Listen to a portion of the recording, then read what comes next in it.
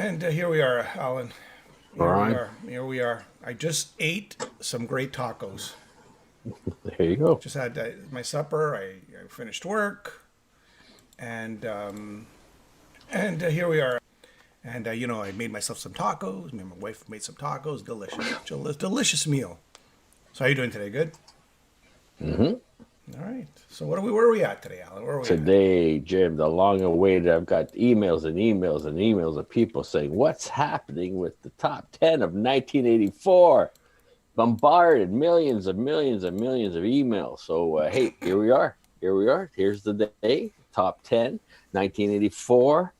The wheels are in full motion. And as we'll Spinning. see, I can preface this by saying, this is the year that a lot of bands that were around for a lot hit their peak.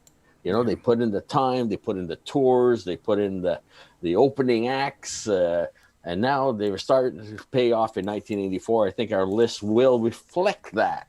Yep. Yep. So one of the bands, want to start right away, Jim, at You know what, number Alan? Go 10. ahead. Start right away. All right, we're going to start right away at number 10. All right, go for it. What we've got is I was pleasantly surprised to get this and hear this. Ooh, sexy. Whitesnake Slide It In. Mm-hmm. Now, this is the American version, not the UK version. And this is where they got to get rid of all the old guys, as Martin Popoff says in his book. Excellent Whitesnake biography. So out goes Mickey. Out goes the mustaches. Let's say it that way. Out goes Eddie Kramer. The mustaches. Wait a second. I There forgot goes Eddie John Kramer. Lord and Mickey Moody and Bertie Marsden and Ian Pace, and in comes, Cozy Powell, Mel Galley, and John Sykes. Enters. He enters. Now, how many tracks did he actually play on? That's a different story. He probably played a little bit more on the U.S. version. Yep. John Lord is on here, but, besides a few intros, the keyboards were really secondary. But this is a great album. I was introduced by my friend BC, who was not a heavy metal fan, but he really liked this album. And this is I love this album. After this, 6,000th time I listened to it, you see where it's, not as strong as I thought it was back in 84, but still it's one of my favorite albums of all time, just before they hit their peak. But coming out and finally breaking into the North American market after years of opening for guys like Ozzy Osbourne, and they're finally or having Ozzy Osbourne open for them over in Europe, where they were huge. I mean, everybody opened for Whitesnake, and then they hit the U.S. with this album, and finally, Love Ain't No Stranger, Slow and Easy, Slide It In. I think Spit Slide It It Out. In was that smoky, that Yeah. that Well, was the big Slow song. and Easy. That was the big song. That was the But I big mean, song. that's Spit It Out was Coverdale at his most obvious. And you got to say that Eddie Kramer is out, Martin Birch is in. This is a disaster. Well, that's Martin Birch, but they also got Keith Olsen in also to kind of give it a little bit more sound for the U.S. North America market. Sounded a little and bit they more remixed commercial. it, right? And they remixed Yeah. it for the U.S. And it's a bizarre album. Like I think every Some of Whitesnake the album is songs, bizarre. some of the songs, Mel Galley, of course, of trapeze fame. May he rest in peace. He had some stuff that he was working on solo that made it onto the album. So, and of course, John Sykes had probably recorded a couple of solos on here, and then they toured the album where they became a 4-piece. Yeah. Because Mel Galley had broken his arm, and John Sykes was able, the powerhouse guitarist that he was, coming over from Thin Lizzy, where they threw enough money at him in the Whitesnake camp that he had no choice but to say yes to join. And they made this album, which is one of my faves of all time. Yeah. I agree with you, Alan. It's one of those. We'll call it. I think it's probably one of the better Whitesnake albums, but that's everybody's gonna have their own opinion about that. Right. I love the song Well, Slide It In. for a lot of people, Saints and Sinners was a drop down, and then they bounced back with this. They had to, if they wanted to keep the career going, a lot of them said they were just doing. I mean, that's one of the reasons why Marsden and Moody left. It's like, geez, we're not getting ahead. It's David Coverdale. I'm just going to leave you with this, Alan. I'm just going to leave you with this. There seems to be this sort of trend.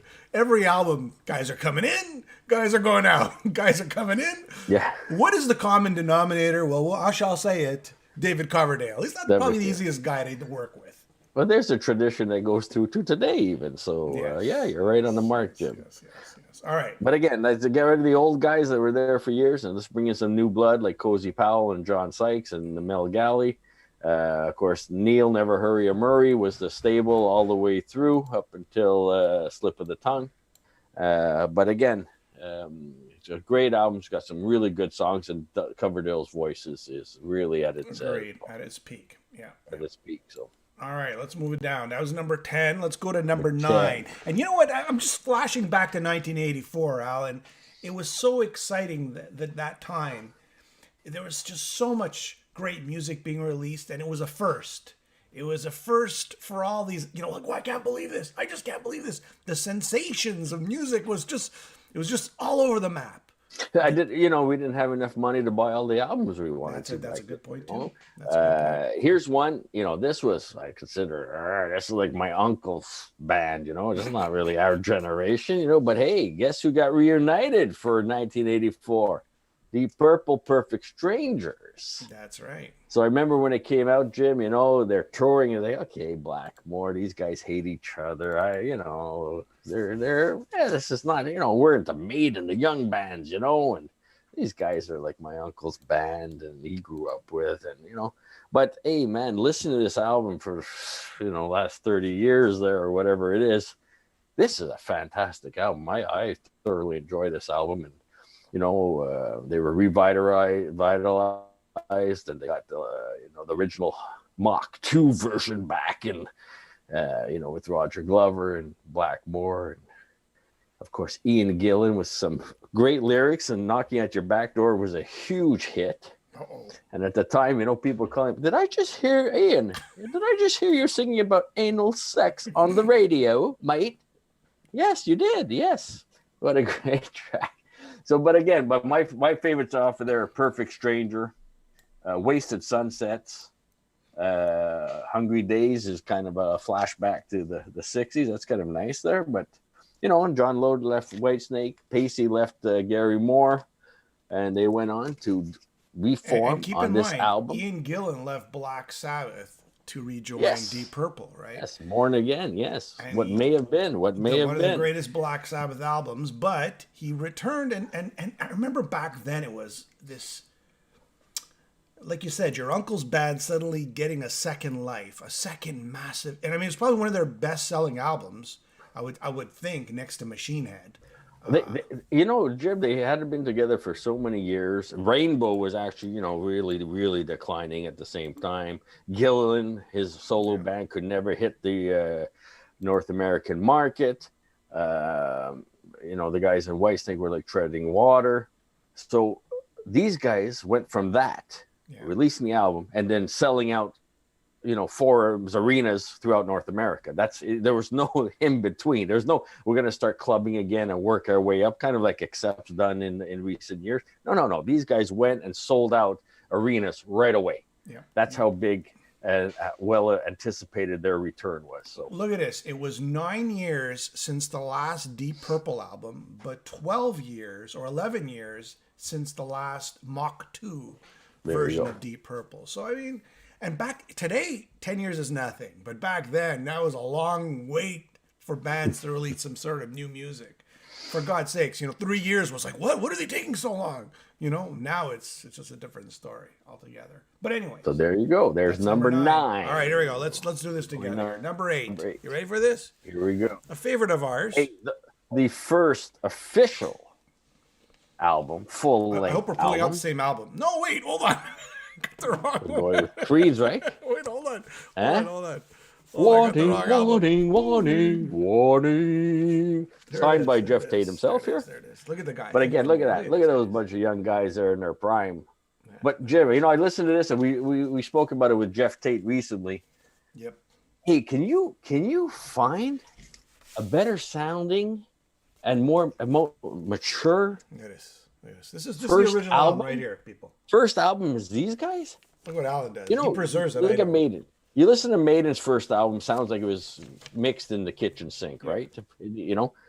But they got classic songs on there. But this album sounds as good today as it did back then. And you know what? It's amazing. Jeff Tate right here said, I wasn't happy with the production because the guy who was actually mixing the album didn't know what he was doing. He had no experience mixing rock albums. But I mean, you got War, and they just, this album is like, okay, Jeff, we did it a little bit on the EP with Queen of the Reich. It's like, let's just sing, man, just sing. Like, show them your chops, right? But you got, the intros to Deliverance, everything. Take Hold of the Flame, a classic, right? I asked Jeff Roads Tate, to Madness. Road to Madness. What was the spoken word in the Road to Madness? And he said to us, I don't know, man. I just said something and I threw out the papers. There was actually, he doesn't remember. That's all good. But what a great, for a first album. Now, they tested the water with the EP, right? Yep. Kind of like the Soundhouse tapes with Maiden did, right? They're following along. This was, at this time, in 84 when this came out, I'm like, hey, they're like, America's answer to Iron Maiden, right? 5-piece, great drummers, great vocalist, dual guitars, the twin leads. So it's, but it's just a fantastic album, and I found that the next one was a bit of a drop for them. And the cover was a 1984, George Orwell's 1984, that sort of theme. At least that's what I think it is. There you go. So that's number 8 on our list. I'm glad Queensryche made it because great album, a very, very strong. Official album. Yeah, and just a great sounding album. The songs are fantastic. The songs are really great on that. You ready for this, Al? Number 7. Now we're going to one of my favorite bands. And it had to be. It's maturing. It's the progression. You see them going, and now. Thunder 7, number 7. There it is. Number 7. I know, what did let's see here. What do we got going on here? Bought that on the 30th of November, 1984 is when I purchased this. 30th of November, 1984. And again, we saw the progression, right? Yep. Each album got bigger and bigger. You had Allied Forces, Never Surrender. But when this album came out, Spellbound, you couldn't get that off the radio. They were, what was it? Gil had the kind of a red lightning bolt, and somebody else got some Japanese writing. That's all you saw. Everybody wore those fashions all summer long. The next, that's why it came out in 84, but I think they toured it in 85. So just this album, you heard it all the time. Follow Your Heart, another great hit. You know what this album has that the ones but prior didn't have was sort of that collaboration in voices, sort of that mix in voices. Yeah. Suddenly Rick Emmett and Gil Moore, they're just singing in better harmony together, and there's a lot of trade-offs. And this is why that's what makes this album so great. Not only is the music amazing, but the vocals and the melodies are just more sort of together, we'll say. Yeah, it's the first time they actually traded. You used to have Gil's song, you had Rick's song. This was one, there's a few there they mixed it together. Time Goes By, Little Boy Blues, Killing Time, of course. Little Boy Blues, that's just, hey, there's Rick playing blues guitar. There's a great blues song. Yep. Which, with our recent interview with him, said he was so happy that they allowed him to do these kinds of things. So, but again, we're looking at the context of the day. So people argue, well, is Whitesnake or Deep Purple trying for heavy metal? In today's terms, no. But back then, everybody, because they were all on the bandwagon, everybody was getting lumped into heavy metal, Even Kiss is like, we're releasing our next heavy metal album, Now they say, we were never heavy metal. What are you talking about? The second half of the album is based on a loose concept of, I guess time, right? And that's pretty much it. It's a great album. Go pick it up. If you don't have it, go pick it up. There you go. 7, Thunder 7. Here we go. Me and Alan, we're going back and forth on this. Okay, should we put this guy or that guy? Or what's going on? How are we going to work this? Who deserves this? Who doesn't deserve this? I can't find mine, Alan. Here we go, Jim. Right there. Look at that beautiful album, Metallica. Ride the I have Lightning. the CD version of this year. Is that great? Look at that. Just That little beautiful. baby Look at the version right colors. Yeah. So like this. after Look the at the little first one. Kill 'Em All came out, Yes. and it just changed everything. Bought this September 14th, 1984. So Yeah. met the band shortly after, including Cliff Burton. And, the first one, we never heard anything like Kill 'Em All. I mean, this was completely, what is this? Nobody knew what the hell it was. This album had some of the same, but more mature. I mean, you got acoustic guitar playing on it. You got the beginning to Ride the Lightning, For Whom the Bell Tolls, Fade to Black. I mean, For Whom the Bell Tolls, Fade to Black. We couldn't get enough of that. No. And then, you go to second side, Trapped Under Ice, Escape, Creeping Death.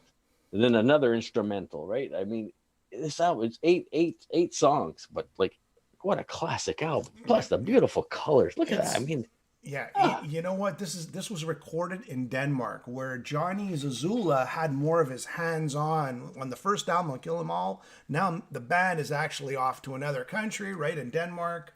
Flemming Rasmussen, is that how you pronounce it? Rasmussen? Who produced Rasmussen? it? Rasmussen in Denmark. And, he felt like he was kind of losing a little bit of control, Johnny, because now they're recording and putting it together. And Cliff, what he did is he started putting more of a technical aspect into Metallica. Okay, guys, we're just not going to play Fast and Furious anymore. Let's think about how we're going to craft these songs. So hats off to Cliff Burton for that.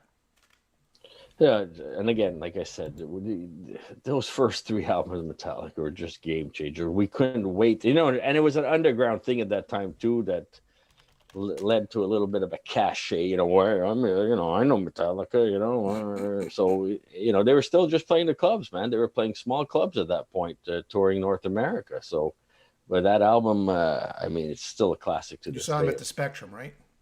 They were playing the Spectrum at that time, yeah. Yeah. And here in Montreal, Orlando, by the way, Orlando's giving you a thumbs up. Orlando, don't run him over. Yeah, don't run him over. All right, so now here we go. What are we at here? What are we at? Number 4. Okay, hold on. Let me just find number 5. 4. I'm sorry. We're number 5. Okay, let me find number 5. Hold on. Since this is live, we have no graphics. We're doing physical graphics. You ready for this? Okay, ready? 8 million units in the first 10 months. Baby. 8 million units sold in the first 10 months. A lot of people argue this is not metal. Yeah, I know, Jim, but back in the day, I mean, hey, just listen to Panama and Hot for Teacher, the drums on that. Yeah, look at that. So look, they're coming off of Diver Down, right? Which was not supposed to be released. Diamond Dave, being the great businessman, showman that he is, decides to get a single out called Pretty Woman. It does quite well. The record company says, we need a new album. We're not getting a new album. We're taking our time off the road. We're going to build an album. You're not getting an album. They released Diver Down to mixed reviews, actually very poor reviews. Then they play the US festivals. Yep. They throw money at Van Halen, $1 million to close Heavy Metal Day. They put in a little clause that says, we get paid the most. So whoever gets paid, we get paid more. David Bowie signs for like 1.4999 million. Yeah. So Van Halen gets 1.5 million to do the US Festival. And what happens? They heard about that forever. That's all everybody talked about while they were taking the time out recording this album. So this album was long anticipated, way overdue. Diamond Dave takes off to the Amazon. Nobody can get in touch with them. They couldn't even get in touch with them to make the US Festival. He comes back. He hears Van Halen wailing on Michael Jackson's song. They finally get this out, and it skyrockets, right? Because it's got the keyboards off a jump. You got to put some, the backstory on the keyboards. Eddie wanted for many, many years before this album. Guys, we got to put some keyboards in. And Dave's saying, wait a second, man. Dave and Ted Templeman. Wait a second, man. And Ted Templeman, too. They're saying, guys, it's not time yet. But to Dave's credit, this was the right time, and this was exactly the right time to have the keyboard. Well, I don't know if it's Dave's credit. I don't think they gave him a choice. I don't think Eddie gave them a choice. Eddie, at that time, had built 5150 so that he can keep control and actually keep Ted Templeman out of his own studio, right? Yeah. So he can take control and do what he needed to be done. So one interesting tidbit, I reading recently this beautiful classic rock article from back in the day here. Michael McDonald, they didn't know what to do with the song I'll Wait. They couldn't have had problems with the lyrics. They got Michael McDonald from Doobie Brothers to come in and help out a little bit on that. I thought that was interesting, something I learned. Yeah. And it was But certified again, this diamond, by the album, way. Diamond, Alan. It was certified diamond, which is like 10 million copies. yeah, I mean, this album was Jump hit number 1. Panama, Hot for Teacher. We couldn't get enough of that, you know.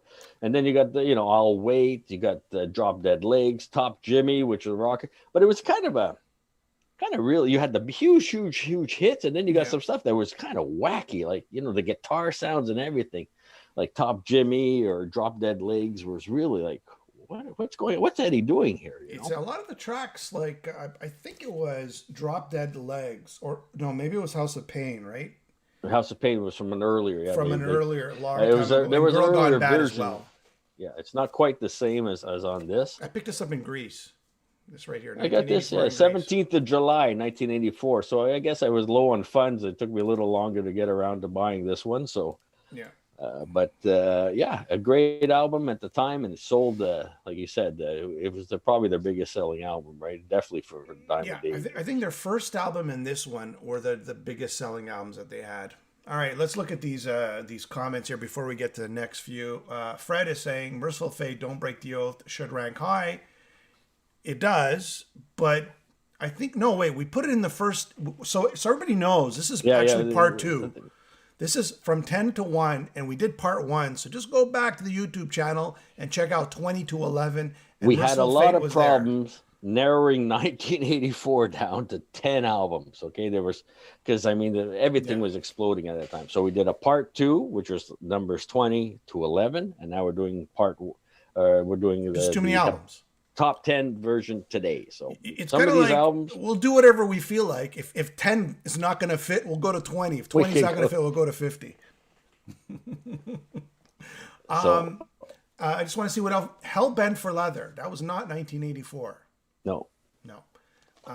Again, this is top 10 list for specific years. We started in 79, 80. Now we worked our way to 84, and we'll continue 85, 86, so on. Up until, enough. I guess, grunge. Here we go, Alan. From Raining on Your Parade, nobody in America will put Triumph on a top 10. That's a Canadian thing. I don't know about that. No, they were there. Thunder 7 was huge. They played the US Festival. I can they were third. Means. They were third. Third. No, sorry. It was Van Halen, Priest, and Triumph, right? I don't know. I know Van Halen headlined again. Van Halen headlined. Before them, actually, Scorpions was in there too. So it was Van Halen. And again, correct me if I'm wrong. Van Halen, Judas Priest, Triumph, and then it was Scorpions, and then like Quiet Riot, Motley Crue, in that sort of order. So Triumph was up there, and you're not going to be third on the bill on an US Festival in front of hundreds of thousands of people if nobody knew who you were. And maybe today they've lost a little bit of that momentum, but let me tell you something. They kicked ass back in the day. That album was huge. I mean, they like I said, years and years building up to it. So, but everybody's allowed their opinion, so no problem. Now we go with another huge album for the time. Let me get mine here now. Purchase this. There just could not be a the 17th of March, 1984. I know where I was. I was buying this album. Look at that. Talk about, look, again, right? Scorpions. Years and years of touring. Signed with Mercury. They finally take him seriously. So we got quality releases with Love Drive, Animal Magnetism. Then Blackout hits. They got a top 40 hit with No One Like You. And then this album puts it all together. I mean, how many hits off of this, Jimmy? Bad Boys Running Wild, Rock You Like a Hurricane, Big City Nights, Still Loving You. And then you got the deeper tracks, Coming Home, Crossfire, I'm Leaving You, and then you even got a little bit of a reggae feel like they did back on Love Drive, right? As soon as the good times roll. So it's a complete album, and this was at their pinnacle. This is Scorpions at their pinnacle. Look at this. And actually what happened in Walmart was, at first, they got the okay from all the retailers to put the Sexy Time the cover on, but then Walmart started screaming, and they went with this cover here, I believe. on the U.S. Walmart. version, Walmart wasn't even around back then. What are you talking about? or whoever it was, the big stores in the U.S., big box stores, not in Canada, in the U.S. Well, Whoever it was, the big they were box always stores, pushy. we'll call it. They were. They were It's always too pushing the controversial. limits. This too controversial. I remember when "Rock You Like a Hurricane" They didn't came see out. Virgin Killer. Strange enough, I have it. I have the original one, but I'm not going to show it just in case I got things happen. What else do we know about this? I think. Oh yes, this was one of the first hard rock heavy metal albums to be digitally recorded. Yes. Yes, that's a big note there. There you have it, March 27, 1984. Again, Jim. Huge. When Still Loving You. When Still Loving You came Over out. a million, over a million copies sold 4 weeks after it's released. Crazy. And I mean, look here, Scorpions everywhere. They were everywhere. Scorpions, Klaus Meine. Scorpions. Here, Hit Parader, Scorpions. They were huge. They finally, years and years and years of paying off, finally came to full force with this. I remember trying to get tickets for this their concert, for this tour, and it's like nothing but women everywhere. They wanted to hear "Still Loving You." To this day, if a woman says, Yep. "I like Scorpions," they just mean "Still Loving You" most of the time. Well, Okay, "Rock I You Like found a this out Hurricane" the would hard. be their other track, I believe. You start putting on Love Drive and you kind of lose them a little bit. But no, I'm not saying. But again, that was my experience at that show. It was hard to get seats because of the success they were having with the video and their singles. Well, I was there, Alan. I was there at the Montreal Forum, and I saw the Love It for Sting tour and Kick Beautiful Axe. sunny day, Kick summer Axe day. opened, and Kick Axe opened. It was a great show, and believe it or not, my wife was there too, but we didn't know each other. So Yeah. there you go. Very cool. Love It for Sting. And it was only from the Atlantic years. That was what they covered. The Love Drive, Animal Magnetism, Blackout, and this album. So they only covered material for those 4 albums. They did not do anything. Or is it Mercury? What are they on? Mercury or Polygram. Or Polygram. Whoever they were on, whatever label they were on. Polygram, that's what it was. So in Canada, Polygram, they only covered those years. Those 4 albums, that was it. You wouldn't hear anything else. But that's what the label was paying for back then. All right. So now we're getting to the top 3. Let They me could just be see if there's any comments there, interchangeable. Alan. They could be interchangeable. And I want to know your opinion. Before we get to 3, I want to know your opinion on these comments. All right? Night Flight is saying Saxon Crusader. What do you think? Yeah. A very weak album. Again, compared to our top 20 list, I stand by our top 20 list. All right. Kiss Animalize. I don't even know if Kiss Animalize was 84. I don't know. It could be. I don't know. Lizzie Borden, Give Him the Axe. Actually, it's a pretty good album. It probably is 84. Yeah, no, again, look, like big. I said, I wanted to put Fastway on. Yeah. Right? The Great White's first album. Jimmy wouldn't let me, but again, these, Fastway all fired up. Yeah. I mean, I'll take that over Lizzie Borden, and it didn't make the list. Saxon, Balls to the Wall should make a list, except Balls to the Wall. But we made a little bit of a mistake on the last 1983. So watch the top 10 albums of 1983 if you want Balls to the Wall. Saxon Crusader, for me, it's got that stellar song, maybe a few other good songs, but it never was. I'll do it all for you. Deep cut. Saxon album. It was never. It just that imagery of Saxon. The imagery was stronger than the music. For me, being in North America, Innocence Is No Excuse was the one that they really pushed through to try to finally break North America. Yeah. So maybe that'll make our next list. Maybe that'll make 85. Maybe so. Okay, Bass is saying Wasp, the debut. I think we put that in the first or part 1 of our show. We did. That came in at number 20. Okay, so there you go. So we agree with you. Slayer, Haunting the Chapel. I don't know about that. I don't think there was no Haunting the Chapel. I think I'd go with one of the later ones. So again, but now our top 3, Jim. All right, here we go. I'm just trying to be interactive, Alan. Just trying to be interactive. All right. Which one did we pick for number 3? I don't remember. I think we said. We're not there yet. What are we at? Number 3. No. Yeah, but you're going interactive, or you want to do it finally? Jeez. Okay, guys, here's the deal. Our top three, like we said on our last show Yes. concerning 1984, Okay. there's the way we saw it then, It's true. and there's the way we see it now. As old And people. we're trying to get a little bit of a mix in there. This number three for me would have been number one back in 1984, but True. you know, all these years later, it's not as strong as I originally thought. Yeah. It's a great album. It's made our top three of 1984, but it's coming in at number three, and to much as Here it comes. Iron Maiden, Power Slave. Iron Maiden? With the sand, you can actually feel the sand. Oh, on yeah, the... I could feel the sand. Here it So is. again, Aces Highs, when they still open their shows with Aces High. 2 Minutes to Midnight was a classic. That was something we've never, you know. And then you've got Power Slave, Rhyme of the Ancient Mariner. We said, what? How long's that song? What's the words about? What? So they only 1, 2, 3, 4, 5, 6, 7, 8 songs. So we didn't panic because they put down in the corner playing time 51 minutes and 20 seconds. Okay. So again, Iron Maiden could do no wrong at this point. Peace of Mind was their, you know, major headlining tours. They were playing much larger venues than a number of the beasts here in North America. And Power Slave was a worldwide. I mean, I think they opened in Poland, so they went behind the Iron Curtain for that tour. And this was huge. This was just, everybody had to get a Maiden album. You know, some groups, I'll tape that one off of you, you know, and you can do that. But Maiden, everybody wanted a Maiden album.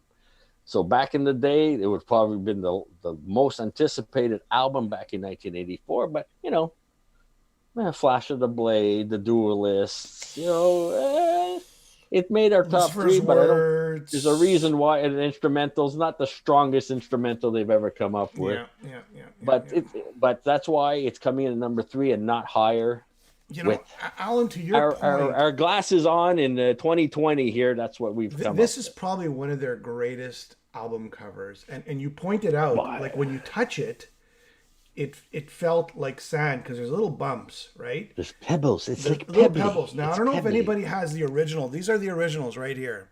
So, and you could feel it, and they really took their time out, and there's in the hieroglyphs, there's actually some, you know, some sayings as they go along, right? Oh yeah, there's all kinds of There's stuff. all kinds of little meanings there just to be fun. We would spend hours just looking at Iron Maiden album covers. Yeah. You know? So and then somewhere in time, there's even more stuff in Somewhere in Time album covers. You know, it was just skyrocketing. You know, what is it, like how many months on tour? 18 months on tour? It was they were completely fried. Yeah, completely fried when they got back. And, you know, and Steve Harris's quest to have a long song, you know, which was 13 minutes 45 seconds, the Rhyme of the Ancient Mariner, taken after Samuel Coleridge's, epic poem, The Rhyme of the Ancient Mariner. And just, we used to talk about it before the album was released, and it was just, you know, that much anticipation. What the hell are they going to do next?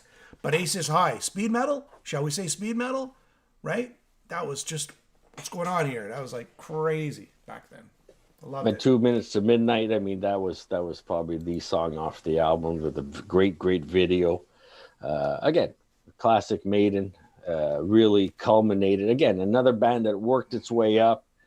Peace of Mind is a great album, but this was one that now a whole new audience is waiting and anticipating for this album to come out. So, and it took that tour took them to a completely international level. Yes. So yeah, it comes in at number 3 for 1984 here on the Metal Voice. So let me just read some comments here. Oats Monkey says, "Whoa, I never knew about the hieroglyphs. Cool. I haven't looked at the cover. I just saw the little people in there. There's the little people there. But yes, on the side you can read the hieroglyphs. And there's a little. Do you remember what they said? Was it like Bruce was here? I can't remember. Well, there's tons of stuff. There's tons of stuff. Raining on your parade, haunting. You got Mickey Mouse here. You got a picture of Mickey Mouse on one of them. Yep. Indiana Jones was here 1941 is another one. Yes, that's what it was. It wasn't Bruce was here. It was Indiana Jones was here. Dan, no Guinness? What, no Guinness? I love that one. Dan is saying, Power Slave is a masterpiece. Chick Eastwater saying, love Power Slave. Hello, everybody. First time here. Welcome. No, undeniably Beautiful, a great. beautiful. Like I'm looking at it right now, Alan. They just don't make things like this anymore. Well, actually, they do, but it's just No, we spent hours just looking at the album cover, right? because there was no YouTube and there was no Facebook, so this is all you got, right? And there was no meet the band, pay $100 to meet the band. This is all we got. To me, if I wanted to see Bruce Dickinson, I'd have to open up the album. And there's Bruce Dickinson right there. That's the only way I got to see him. What the hell's this? What was this in my album? What the hell was this? Oh, look, from That's my interesting. turntable. From my turntable. There you Some go. sort of Don't know what that is. Okay. And now we're going number 2, Jim. All right. Here we go. Hold on. Let me just Ready? put my stuff away. No, not ready yet. Wait. Bought this album on February 9th, 1984.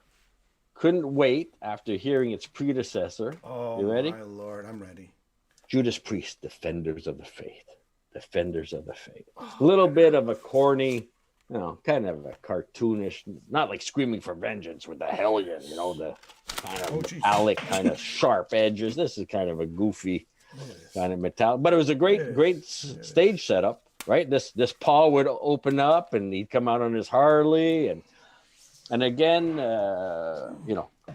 Jim, when this comes, another band that built and built and built, and then finally hits North America. Screaming for Vengeance. You got another thing coming, was playing out of every radio everywhere.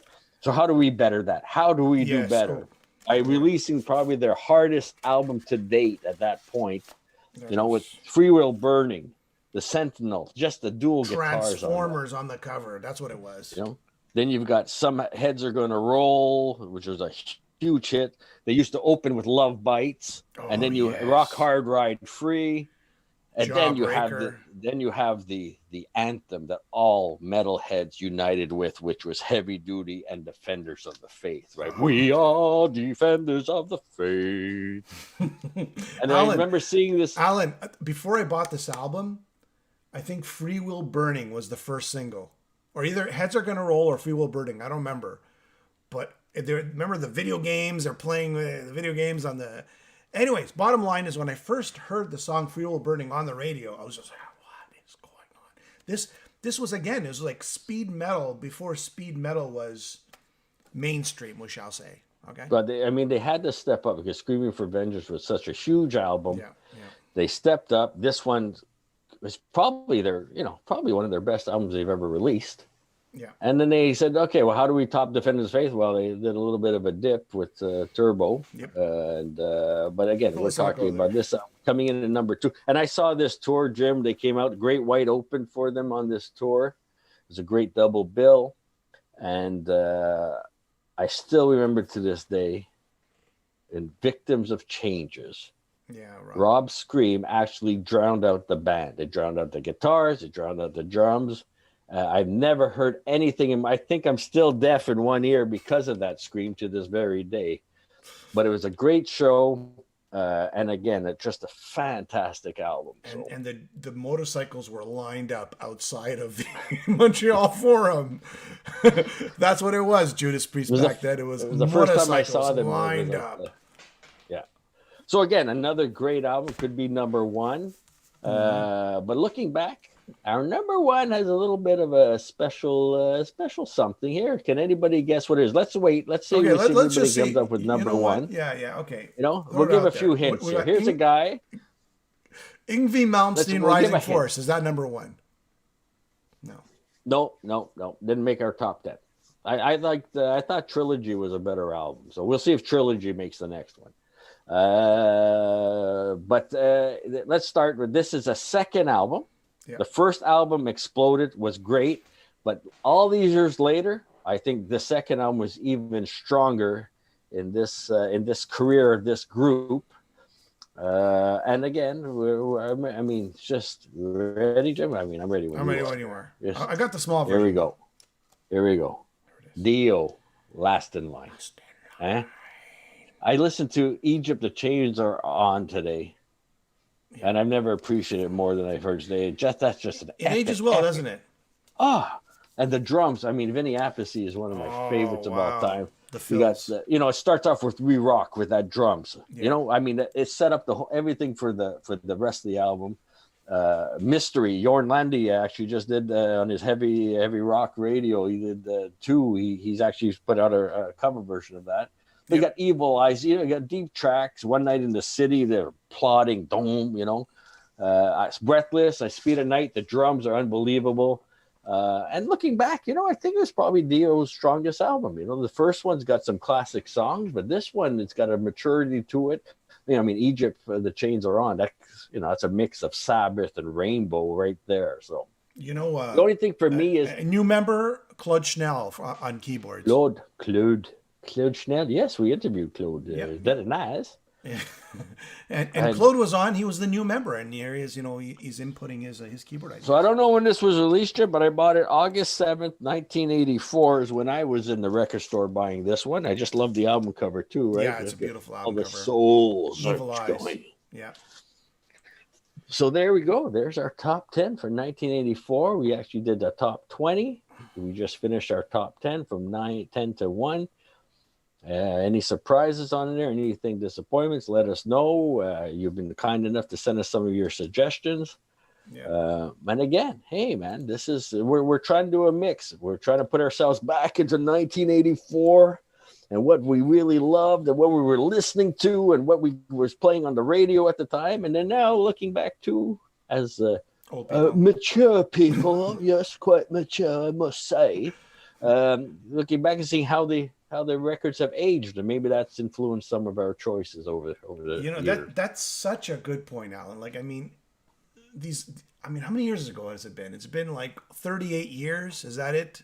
84 minus 1920 minus 84. 84. 36 years. 36 years. It's been 36 years. And, when we first heard this album compared to what we're hearing it today, a lot of albums that you love back in the day, you thought, wow, man, this is the best thing ever. But then as you listen to it over the years, it wasn't as good. And that's your point. Mm-hmm. I mean, how do you judge a top 10 list? Do you judge it based on what it was back then and your feeling and your excitement, or how it stood the test of time? Or album sales for that matter, right? Well, we tried to do a little of everything here, Jim, and just completing this list. I like this comment. A reasonable top 10, except for Triumph. Thank you, Jimmy, for not allowing Great White. The first album was unbelievable. Had no hair metal influence at all, and they rocked. Live, man, opening for Priest, they were great. That was one of my favorite double bills of all time. I like this comment. Metal keeps me young. Probably keeps me young too. It keeps me young. Keeps everybody young. I haven't killed anybody yet, right? So, so you're off the Chris. Put on some Ride the Lightning, and you feel mellow after. And I like this comment too from Caress Whisper.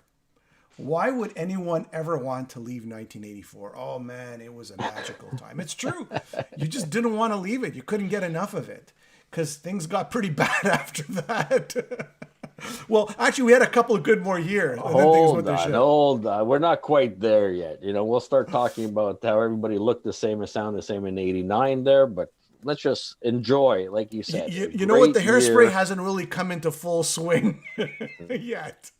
And that's what we touched upon with Dawkins and Rat and our 20 to number 11. They made the list. It was Dawkins was really rocking Tooth and Nail, and a little bit before the Hairspray took over. So I think again, it was just a Queensryche. That was a great album too, considering it was the first. So I'm happy with the list, Jim. We got some variations in there, and it was tough. And that's why we did 20, because man, everything was just starting to explode, right? I mean, the floodgates were opened in '83 with, Quiet Riot and Peace of Mind and Screaming for Vengeance. I was 16, Alan. Motley Crue, and then they were just, everything was building onto that. So Careless Whisper says, Careless Whisper, dear sir. Yes, excuse me. And Val says, perfect top 3. I agree. And it was a question of how are we going to arrange the top 3, right? Yeah, that was the easy part. I think the top 10 was easier than the 20 to 11. Yeah. But again, it's, back in the day, like I said, Maiden was the top band, man. Everybody, there was nobody bigger than Maiden as far as I was concerned. And look at it hasn't aged as well as some of the other ones. And Yeah. I'm happy with the list. Yeah, Dio last in line. That's and then of course just Dio's lyrics and just to hear his voice again. Like I was listening to it just before the show, and oh man, When he sings "Last in Line," like that opening sequence, oh it's that slow part at the beginning.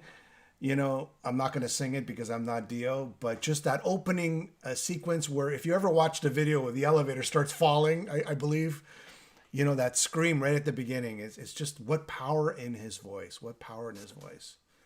so I hope you enjoyed that list as Yeah. much as we struggled to make it, Yeah. and that we enjoyed presenting it to you. A little bit of insight of what we were going through back in the day, what we enjoyed, and what was playing on the radio, and what was selling, and what was everybody was talking about. So 1985 is a that good year too. 1985 is a really can't good year. wait, can't wait to start 1985, Joe. All right, Alan. All right, everybody. Thank you very much. There Have you yourself a go. nice night. Thank you.